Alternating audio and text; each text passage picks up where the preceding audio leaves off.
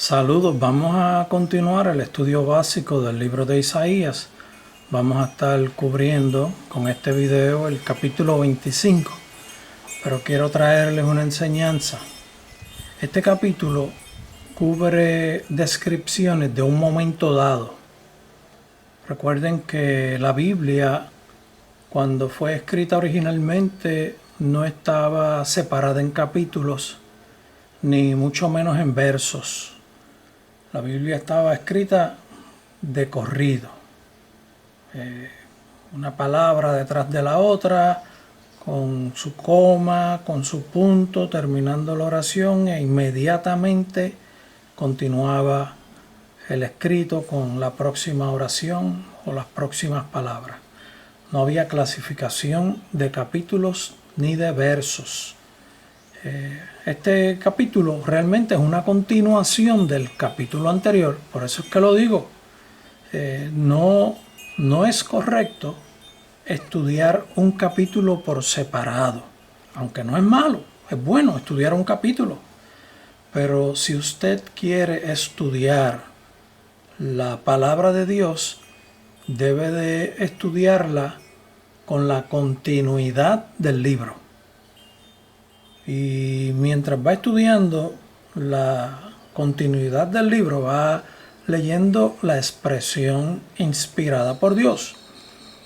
Y cuando estudia otros libros, va a ver que son complementos de enseñanzas que existen en otros libros. La Biblia se complementa a sí misma y las profecías, muchas veces, muchas de ellas en su expresión son como un rompecabezas. Por eso la gente como que no le presta mucha atención a las profecías, porque hay que pasar un poco de trabajo para estudiar la profecía, porque usted lee una porción de una profecía en un lugar, en un libro, y esa porción por sí sola en ocasiones no se explica.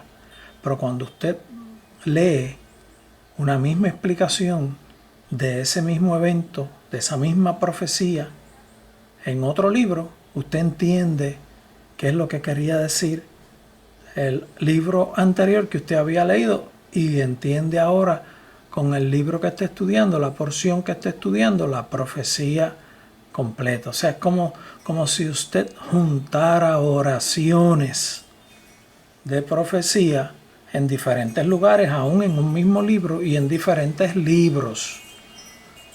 Y por eso recomendamos que cuando estudien a Isaías, cuando vean estos videos, véanlos todos. Propóngaselo, véalos todos para que pueda sacarle provecho. Hay gente, y no critico lo que voy a decir ahora, hay gente que tiene por motivación leer la Biblia completa, pero su principal motivación es leer la Biblia completa, que aunque les digo, no es malo, pero mejor es ser guiado por el Espíritu Santo para estudiar la palabra. A mí me funcionó eso. Yo, que aunque en ocasiones al principio empecé a leer en cierto orden la Biblia, llegó un momento dado en que empecé a leer porciones de la Biblia, preguntándole al Señor primero, ¿dónde leo, Señor? Guíame, ilumíname, déjame saber, inquiétame. Y aunque sí también hice estudios intensivos de un libro, que en unos momentos dados estudié cientos de veces un mismo libro, pues ya yo había estudiado porciones de diferentes lugares. Y hay libros históricos, proféticos, pues, de muchas formas. Hay expresiones de Dios con diferentes estilos, usando a los diferentes autores. Así que esa recomendación pues la doy para todos aquellos que estén interesados. Y me veo obligado a hacerla porque este capítulo da unos brincos que a veces no es fácil poder enseñar la profecía, lo que se está expresando en el capítulo. Pero vamos a comenzar. Esto es un cántico de alabanza por el favor de Jehová, un cántico de agradecimiento por lo que Dios ha hecho. El verso 1 dice, oh Jehová, tú eres mi Dios. Te exaltaré, alabaré tu nombre, porque has hecho maravillas. Tus consejos antiguos son verdad y firmeza. ¿Y por qué son verdad y firmeza? Porque Dios cumple su palabra. Todo lo que Dios ha anunciado desde la antigüedad, todo, todo, todo, todo, todo, todo, todo, todo, todo, palabra, punto y coma, todo se ha cumplido. Y está en proceso de cumplimiento también, porque no todas las profecías se han cumplido, pero todo lo que le tocaba cumplirse en un momento dado se cumplió.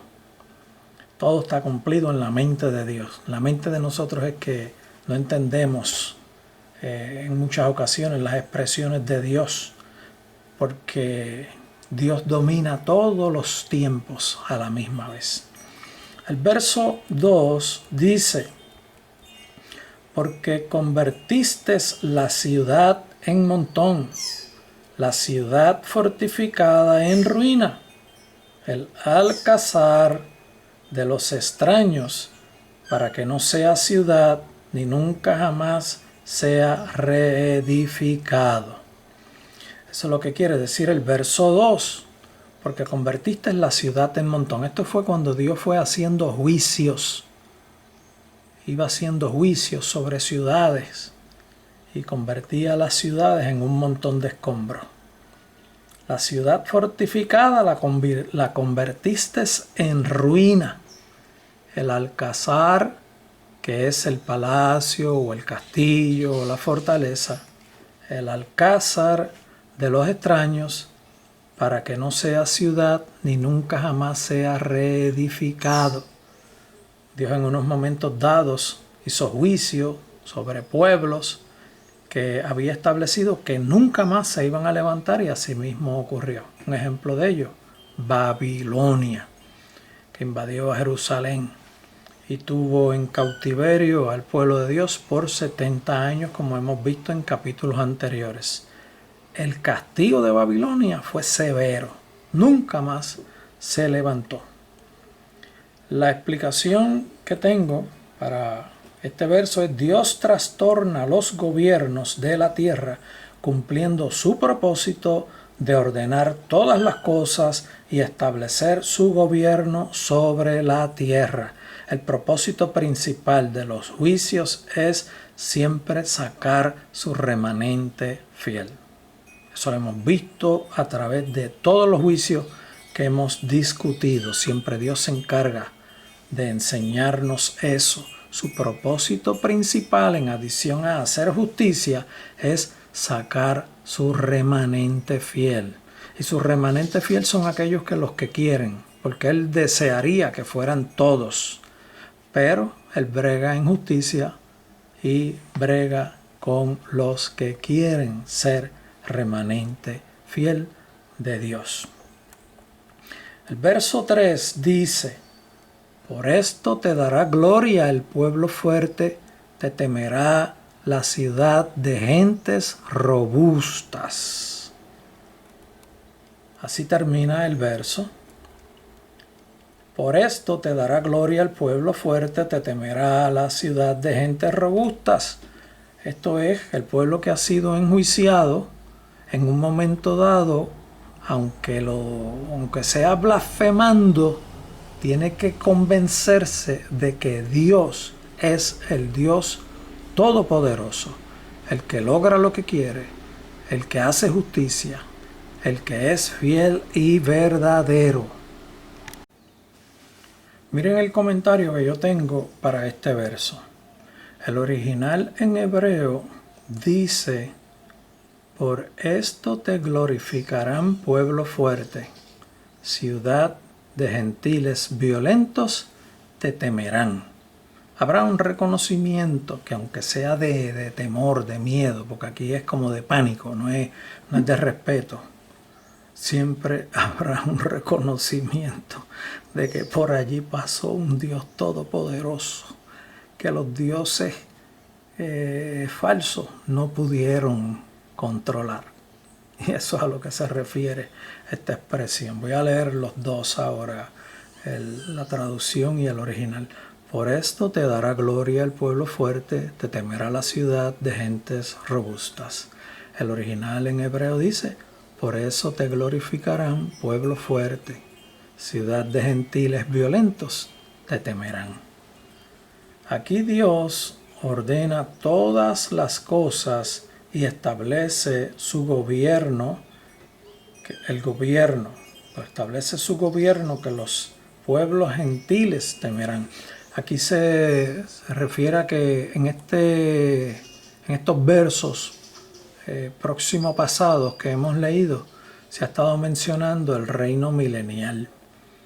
Y como está entrelazado, todas estas expresiones que se complementan unas a otras, Dios en un momento dado va camino, después de unos grandes juicios, a establecer su gobierno milenial, donde todos los pueblos le temerán en gran respeto. El verso 4, porque fuiste fortaleza al pobre, fortaleza al menesteroso, en su aflicción, refugio contra el turbión, sombra contra el calor, porque el ímpetu de los violentos es como turbión contra el muro. Este verso a mí no me agradó mucho cómo lo tradujeron o cómo lo convirtieron en español. Yo voy a irme al original, voy a estudiar el original, yo lo tengo aquí, vamos a verlo. Vamos a prestarle atención a lo que dice el original. El original dice, porque fuiste refugio al pobre, refugio al necesitado en la angustia de él, refugio de tormenta, sombra del calor, porque aliento de violentos como tormenta pared. Esto es una explicación que Dios está haciendo de cómo Él se ha comportado. Vamos a cogerlo por parte. Porque fuiste refugio al pobre, o sea, al pobre Él le fue refugio. Refugio al necesitado en la angustia de Él. Cuando había alguien angustiado que necesitaba refugio, Dios fue refugio para él. Después dice refugio de tormenta. O sea, en medio de la tormenta, Dios fue refugio también. Sombra del calor, lo que quiere decir es que cuando hacía calor, Él fue sombra para el que tenía calor. Después dice, porque aliento de violentos.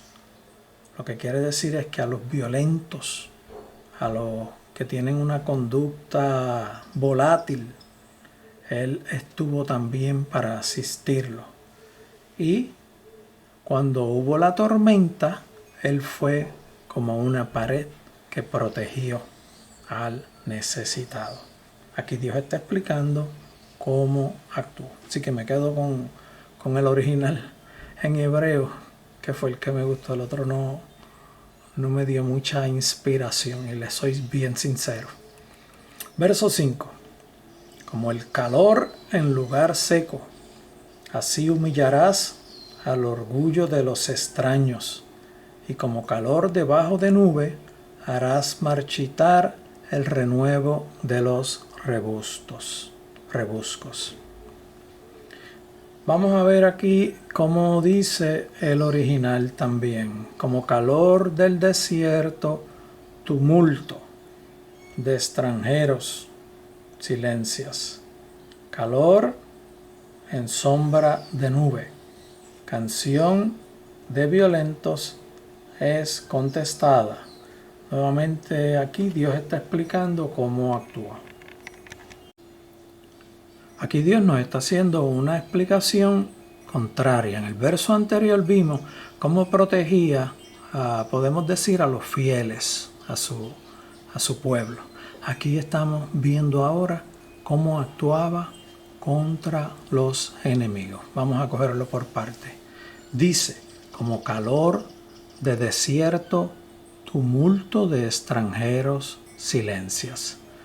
Imagínese un tumulto de extranjeros que vienen a atacar en movimiento armado y él como calor de desierto. Imagínese ahora el calor del desierto, cómo fatiga, cómo quita fuerzas.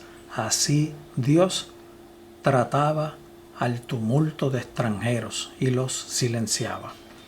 También cuando se menciona calor en sombra de nube, es que cuando había el enemigo estaba bien refrescado bajo la sombra, él era el calor que los abatía. Y continúa el verso diciendo: canción de violentos es contestada. La canción de los violentos es como un grito de guerra. Hemos visto en otros capítulos también que Isaías usa expresiones donde hay cánticos de lamento, de dolor, de ira, de venganza, lamentos de canciones. Aquí está hablando canción de violentos es contestada. Había una contestación para esos violentos también. Y esa es la explicación que Dios da usando a Isaías aquí en una forma poética. El verso 6 continúa diciendo: y Jehová de los ejércitos hará en este monte a todos los pueblos banquete de manjares suculentos, banquete de vinos refinados, de gruesos tuétanos y de vinos purificados. Aquí a lo que se refiere es cómo será la conducta de Dios. Y vuelvo y leo: y Jehová de los ejércitos hará en este monte a todos los pueblos banquete de manjares suculentos. Aquí lo que quiere decir es, cuando Dios esté reinando en Sión, y vamos a ver el complemento de esto en versos adyacentes, cuando Dios esté reinando en Sión, en su reino milenial, Él haciendo presencia en medio de los hombres, la bendición que Él irradiará sobre todos los pueblos que estén sobre la faz de la tierra será como manjar, como un manjar suculento. Banquete de vinos refinados, de gruesos tuétanos y de vinos purificados.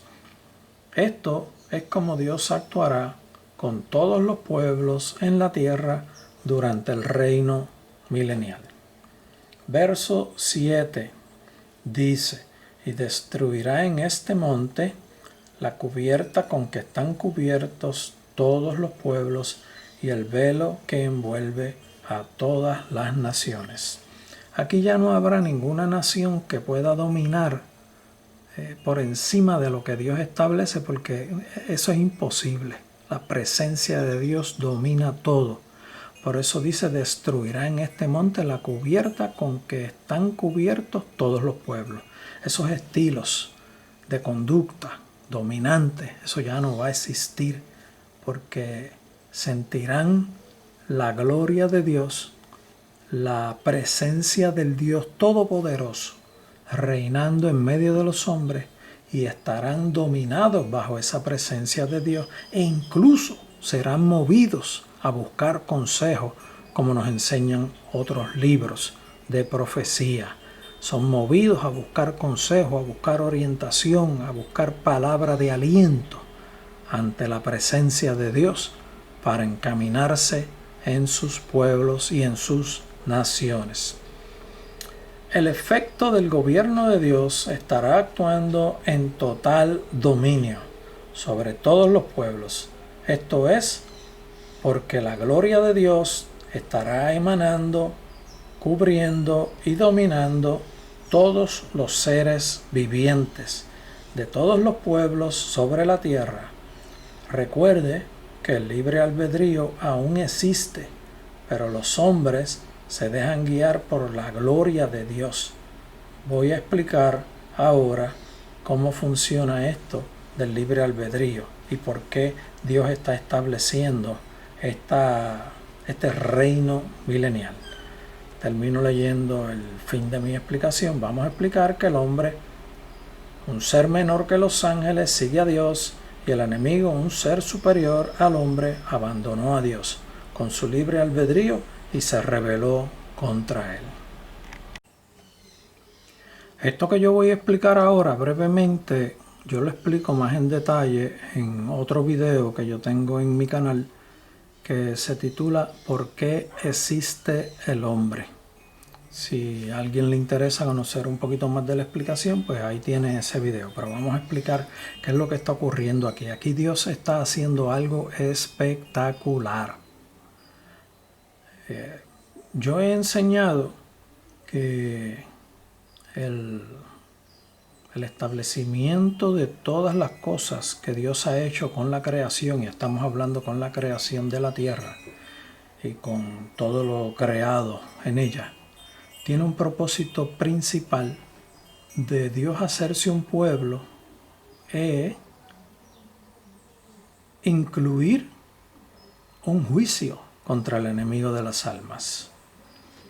Ese juicio contra el enemigo de las almas tiene una prueba fundamental, sencilla y clara que queda demostrada en el reino milenial y queda demostrada en nuestras épocas también, pero aquí en el reino milenial de forma global se demuestra también abarcando toda la población de la tierra.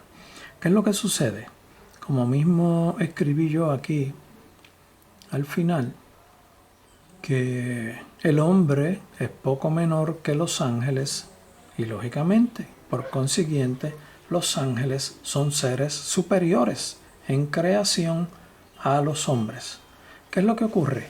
Aquí los hombres en el reino milenial se van a alinear en una búsqueda global de Dios para obedecerle, para servirle, para honrarle, para agradarle, para cumplir con sus mandamientos. Imagínense en este reino milenial e imagínense en el reino de los cielos antes de la creación de la tierra. Lo que ocurrió antes de la creación de la tierra fue una grande rebelión de ángeles. Aproximadamente una tercera parte de los ángeles se rebelaron contra Dios y se apartaron de Dios, se fueron rebelando y al irse rebelando van separándose de Dios porque cuando se alejan de Dios empiezan a perder todo lo bueno que tenían, porque lo bueno que nosotros tenemos es lo que nos llega de Dios. Nada bueno podemos tener si no procede de Dios. De igual forma, el enemigo, lo bueno que tenía era porque estaba ante la presencia de Dios. Pero una vez se rebelan contra Dios, empiezan a alejarse, empiezan a perder todo lo bueno que tenían. Y como los ángeles tienen libre albedrío y los hombres tienen libre albedrío, toman las decisiones de hacer lo que quieren hacer. ¿Y qué ocurre? Aquí los hombres en un cuerpo menor que el de los ángeles, en un cuerpo de menor potestad, de menor dominio, de menor control que el de los ángeles, se proponen seguir a Dios. Y los ángeles, que tenían un cuerpo de más dominio, de más autoridad, de más poder, se rebelaron contra Dios y se alejaron de Dios. Y esta es la prueba grande que Dios tiene de culpabilidad del enemigo, que fue por su decisión propia. En nada tuvo que ver cómo Dios los hizo, cómo Dios los creó. En nada Dios tuvo que ver en su culpa, porque fue con su libre albedrío. Y como Dios demuestra que con hombres Él logra que estos le sigan y le sirvan y busquen adorarle y busquen obedecerle y busquen postrarse delante de Él para conocer qué es lo correcto, para seguirlo, para obedecer y servir y honrar y glorificar a Dios. Los hombres demuestran y Dios demuestra con los hombres la culpabilidad del enemigo. O sea, que seres de menor potestad buscan a Dios cuando seres de una potestad superior abandonaron a Dios.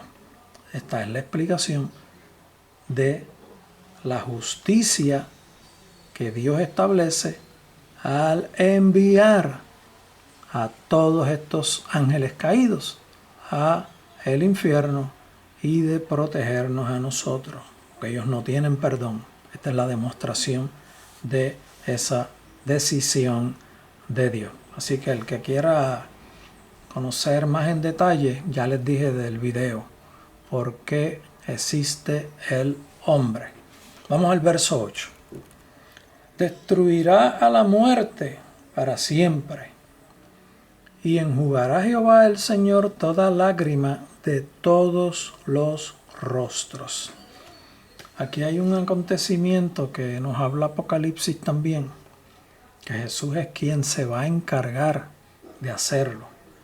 Porque, aunque esto no se enseña, pero yo lo voy a enseñar para que la gente aprenda, porque yo mi objetivo, mi inquietud, mi mandato es enseñar, para que la gente aprenda.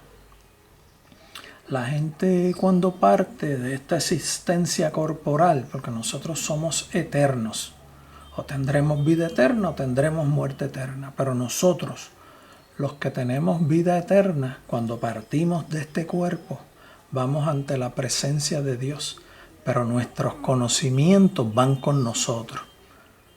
Hay quienes no saben eso porque eso no lo enseñan. Yo nunca he escuchado a nadie enseñar eso. Nunca, y cuidado que yo he oído, nunca he escuchado a nadie enseñar eso. Nosotros continuamos con nuestro conocimiento. Por lo tanto, nosotros continuamos con nuestro conocimiento de nuestra vida. Y el conocimiento de los hechos de nuestra vida tienen en ocasiones recuerdos no gratos. Cuando fuimos vituperados, cuando fuimos rechazados, cuando fuimos insultados, cuando fuimos humillados, cuando fuimos despreciados, cuando fuimos abandonados, cuando fuimos despreciados. Toda esa conducta en un momento dado causó dolor en nosotros. Esa es la realidad. Y ese conocimiento está ahí, que aunque nosotros lo dominamos con la gloria de Dios y con el gozo del Señor, que es nuestra fortaleza, ese conocimiento está ahí. Nosotros estamos por encima de eso, pero ese conocimiento está ahí. Y cuando dice que el Señor enjugará toda lágrima de nuestros rostros, aquí se refiere a que Dios borrará del recuerdo de nosotros totalmente esos eventos. Eso va a ocurrir en un momento dado. ¿Quién se va a encargar de hacer eso? Jesucristo. Y luce que será un acto de mucho dolor para Jesucristo, porque de la misma forma cuando Él llevó todos nuestros pecados, ahí llevará todos nuestros dolores. Triste. Vamos a continuar leyendo. Aquí es cuando Dios borrará toda memoria negativa de las mentes de los hombres redimidos de su pueblo y quitará la afrenta. Mire los sinónimos de afrenta. Afrenta es quitará la ofensa, quitará el agravio, que es calumnia, quitará el ultraje, que es desestimación, quitará el insulto, quitará la injuria, quitará el desprecio, quitará el desdén, que es indiferencia, quitará infamia, que es desacreditación, quitará la burla, quitará la mofa, quitará el saherimiento, que es molestia, quitará el escarnio, quitará el vejación, que es mortificación, quitará la vergüenza, quitará la ignominia, que es la canallada que hemos recibido, quitará el deshonor, quitará la deshonra, quitará el vilipendio, que es la humillación, quitará el baldón, que es el atropello. Todos esos actos que nosotros pudimos haber recibido en un momento dado de nuestra vida, el insulto, el desprecio, la burla, la mofa, la humillación, la deshonra, actos de canallada, todos esos actos serán borrados de nuestra mente. Eso es a lo que se refiere este verso y el Apocalipsis lo menciona también. Continúa el verso diciendo: de su pueblo de toda la tierra, porque Jehová lo ha dicho. Así Dios lo va a hacer. Así que imagínese cómo va a estar usted. Usted va a ser un ser nuevo en el reino de los cielos.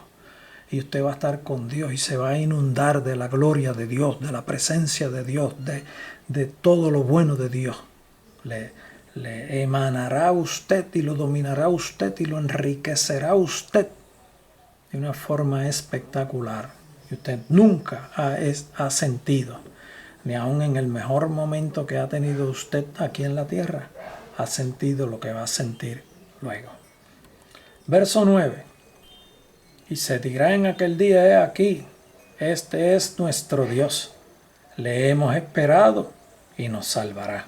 Este es Jehová, a quien hemos esperado. Nos gozaremos y nos alegraremos de su salvación. Esta es la conducta que tendremos, que tiene el pueblo de Dios, que tendrán los hombres que todavía continúan en vida después de la segunda venida de Cristo durante el milenio, y tendrán gran regocijo, porque habrá conocimiento en ellos y dirán: he aquí, este es nuestro Dios, le hemos esperado y nos salvará. Este es Jehová, a quien hemos esperado. Nos gozaremos y nos alegraremos de su salvación.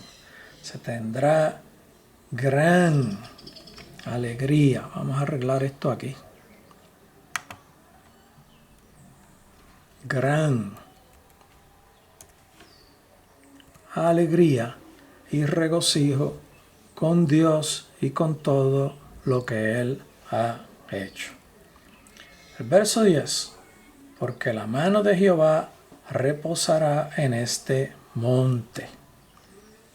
Aquí se está hablando del reino milenial, y miren la explicación que yo les tengo. Durante el reino milenial, Jehová estará morando en el monte Sión.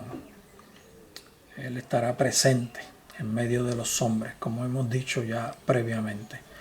Y como les empezamos a explicar al principio, la Biblia no fue escrita en capítulos ni separados en versos. Aquí hay un cambio de enseñanza o de revelación o de expresión de Dios, que la parte B de este verso da un giro. Y de aquí en adelante, en los próximos versos y capítulos, Dios estará hablando de acontecimientos que ocurren en diferentes épocas. Recuerden que para Dios no existe el tiempo, porque Él domina todos los tiempos. Su conocimiento abarca todos los tiempos a la misma vez. Por eso es que para Él un día es como 1000 años y 1000 años es como un día. Para Dios el tiempo no existe. A continuación de este verso empieza a hablar de conductas negativas de pueblo y a hacer comentarios que responden a la consecuencia de la conducta. Y empieza diciendo: pero Moab será hollado en su mismo sitio, como es hollado la paja en el muladar. Cuando dice que Moab será hollado, es quebrantado, así dice el original. Y en su mismo sitio, como es hollada de paja en el muladar. En el muladar, el original dice estiércol. Estiércol dice el original. Vamos al 11. Y extenderá su mano por en medio de él, como la extiende el nadador para nadar, y abatirá su soberbia y la destreza de sus manos. Aquí dice Isaías, inspirado por el Espíritu Santo, que nos muestra la palabra de Dios. El Espíritu Santo es quien revela la palabra de Dios, quien revela lo que Dios nos quiere decir. El Espíritu Santo, en otras palabras, nos habla lo que Dios quiere decirnos. Y extenderá su mano por en medio de él, como le extiende el nadador para nadar. El nadador, cuando le extiende para nadar, le extiende con fuerza, rápido, con energía, con deseo de dominar. Así es a lo que se refiere cuando describe que la extiende como el nadador al nadar. Y abatirá su soberbia y la destreza de sus manos. Será humillado.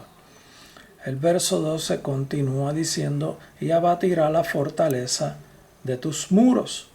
de tus altos muros, la humillará y la echará a tierra hasta el polvo. Esta es la continuación de la explicación de cómo Dios responderá a pueblos, en este caso hablando de Moab, cuando no tienen conducta correcta, según lo que Dios ha establecido. Vuelvo y leo y continúo leyendo la explicación. Y abatirá la fortaleza de tus altos muros, la humillará y la echará a tierra, hasta el polvo. Y continúa la explicación. Dios siempre buscará sacar lo mejor de los hombres. Recuerde que siempre el propósito de Dios es bueno y Él siempre logra buenos propósitos. El que se alinee, cosa buena hace. El que no, ya Dios actuará en justicia. Aquí cuando Dios está haciendo actos de juicio sobre Moab, también tiene un propósito de hacer reaccionar a la gente, como ha ocurrido con todos los pueblos cuando Él ha hecho juicio. Y hemos visto que en todos los juicios siempre ha habido gente que reacciona favorablemente ante lo que Dios está haciendo. Así que este es el final del capítulo. Dios les bendiga. Recuerden que les mencioné un video si les interesa conocer un poco más de las cosas que Dios hace. Yo veo la conducta de Dios como un juicio también, de demostración de culpabilidad, que aunque Él no tiene que hacerlo, pero lo ha querido hacer, demostrar la culpabilidad del enemigo de las almas, y eso yo lo explico con un poco más de detalle en el video, por qué existe el hombre. Dios les bendiga.